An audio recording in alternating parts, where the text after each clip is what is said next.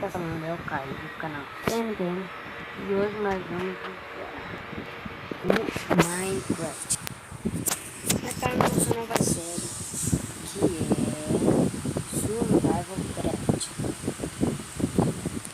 Survival Craft. Eu já mostro que vocês sempre falam no vídeo do vídeo: ah, eu não gosto de ver minerando. Então eu não minerei ainda, mas eu matei muito mob. Olha só isso, pessoal. Olha só. Eu quebrei muita árvore. Só que eu já gastei madeira pra caralho. Quebrei muita árvore, muita. Só que aí, com esse tanto de armadura, eu vou ter que fazer um baú só de armadura, pessoal. Só de armadura. Então, para eu fazer esse baú, eu vou estar precisando da colaboração de vocês. Deixem um like já no vídeo, porque esse vídeo merece 23 likes. Isso mesmo, 23 likes. Ah, e lembrando, eu fiz muita flecha. Muita flecha. E sabe por que eu fiz essas flechas? Porque eu demoro tanto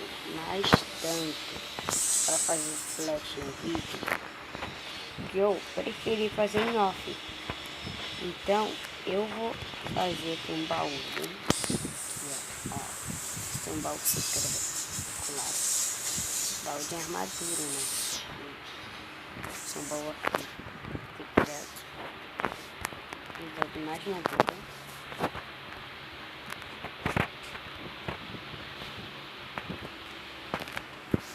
Só um mesmo. Se precisar, eu boto outro.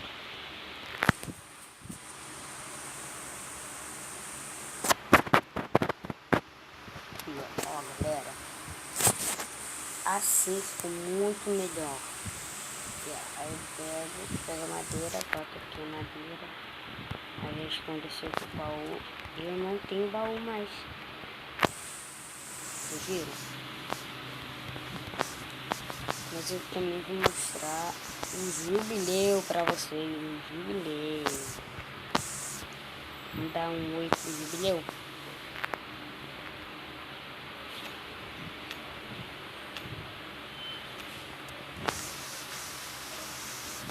Fala aí, jubileu. Fala aí, jubileu.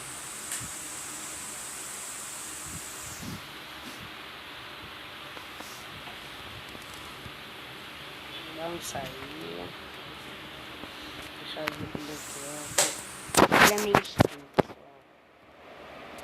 Hoje foi muito boa, mano. Ó, esse vídeo só foi mesmo para mostrar as coisas, para falar com vocês. E até o próximo vídeo. Tchau!